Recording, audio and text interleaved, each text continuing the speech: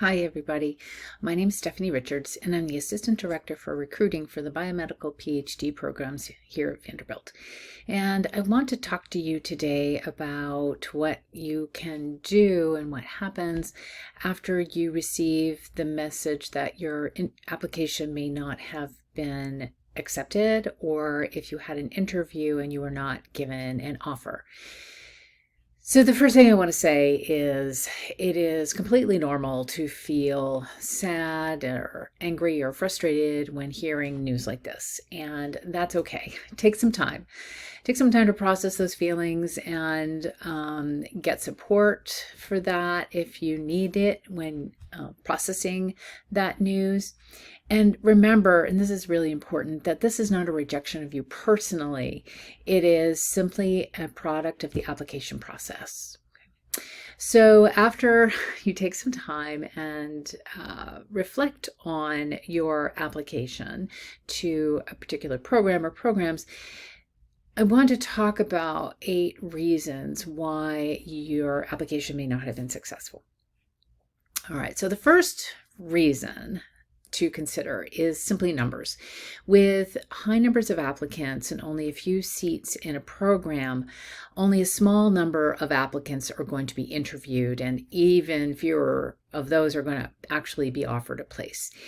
This is even more of a factor for international applicants to U.S. schools because many programs, including ours, have limited funding for international students. So only the very strongest applicants in the international pool will be considered. So, for example, we have about 65 seats in our IGP program and about 1,000 applications. So simply mathematically, most applications are not going to be accepted.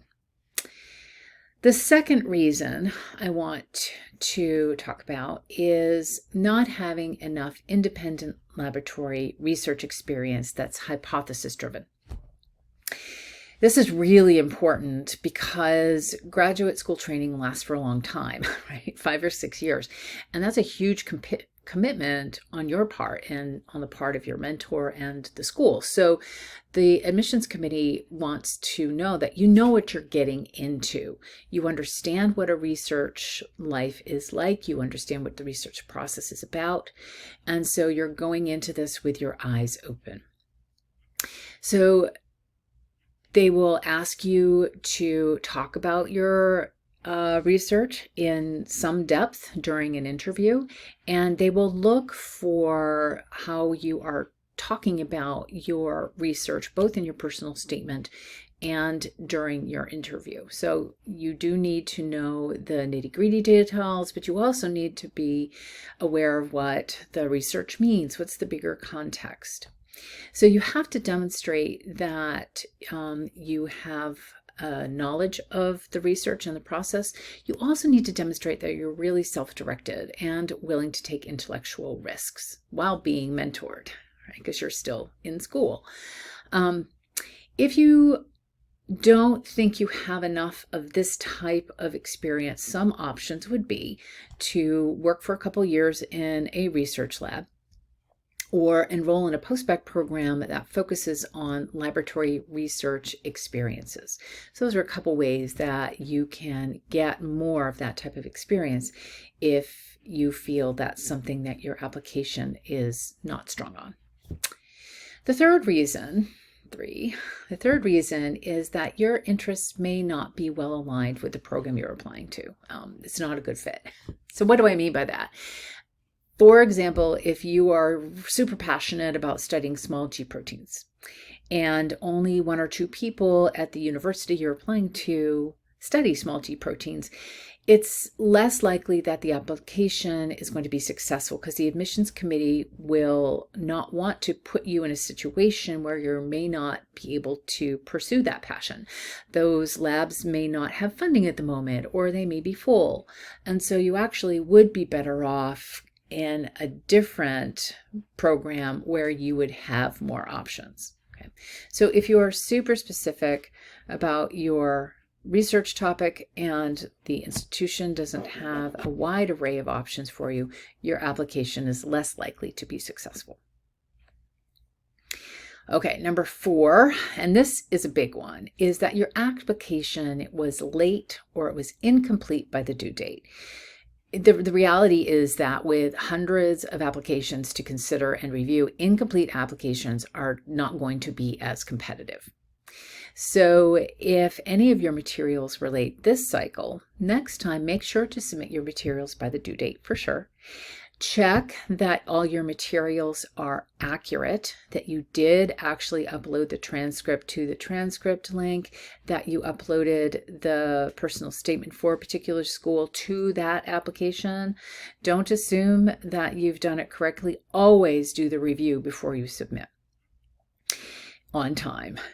Also, make sure that your recommenders are well aware of the due date ahead of time, like well ahead of time, and that they've gotten the submission link. So make sure it's that they've gotten a message from all the schools that you've applied to, and that they're aware of all the due dates. I strongly suggest you giving all your recommenders a list of all the schools you've applied to, the links to the programs, and the dates on which those letters are due. It's super helpful as a recommender. Related to that, number 5 is that your letters of recommendation may not have been all that strong. You want letters that are going to speak to your ability as a student and as a researcher. And you want those letters to be personal and really specific in their knowledge of you. So this is another place where people will be talking about how you do research, how you think about problems, how you go about working in the lab. A bland letter is worse than no letter at all. So you don't want a letter from, let's say, that organic chemistry professor who doesn't know you that well, that you are one person in a class of 200 and they don't have detailed knowledge of you. They might write a fine letter, but it's going to be bland, and that is not going to help you. Also, if you did summer research, make sure that you have a letter from the lab's principal investigator. You may have worked primarily with a postdoc or a grad student. That's totally normal. And if they are the ones writing the letter, then ask that the PI co-sign the letter as an indicator that they acknowledge and support and agree with the statements made by the grad student or the postdoc who may have written the letter. Alternatively, the best case would be that the PI write the letter themselves, but that isn't always the case. Also, even if you've been in a position only for a short period of time, a few months, try to include a letter from that person, even though the time frame has been short. For many programs, you can upload between 3 and 5 letters, and so that last one, even though they may not have known you for very long, they can speak to perhaps why they hired you and how you're currently doing and what it's like to have you in that position, even just for a short period of time. Okay. All right. Number 6 are grades. Let's talk about grades. If you have a low grade in a class or if you have a bad semester, that is not going to tank your application. You want to think about addressing that poor grade or that challenging semester in your personal statement. You don't want to make excuses, but you can explain the situation, give some context. And this is the important part. You can then describe the actions that you took as a result of that challenge or that setback. So that will show growth, and that's important for admissions committees to see. Also, consider retaking key courses such as organic chemistry, because then you can demonstrate that yes, you actually have mastered that material, and you'll also have a good grade for that course on a transcript. So something to consider.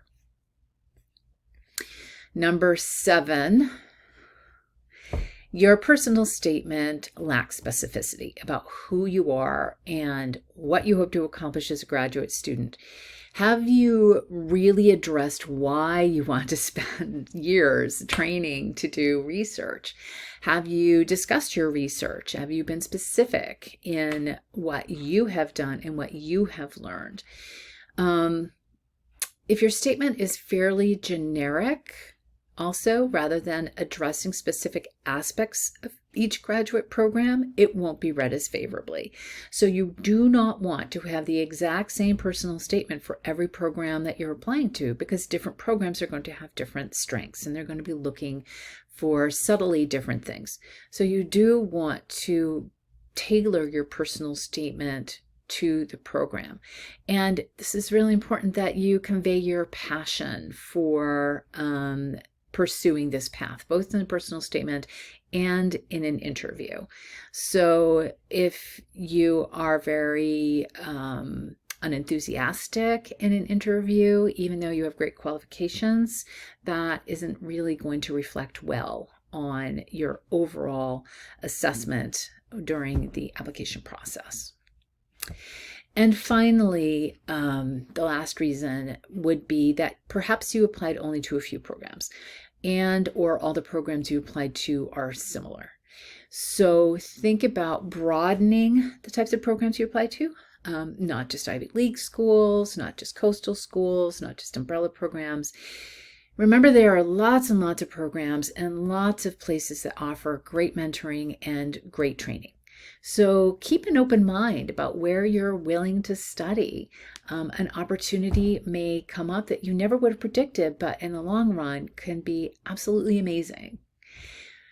So ultimately, while we know that it's difficult to receive news that you haven't been accepted to a program of your choice, there will be opportunities in the future. There will be new things to explore. And if on self-reflection, you can look at your application with a more unbiased eye, hopefully some of these suggestions would make you a more competitive candidate in the next cycle. Thanks for joining us.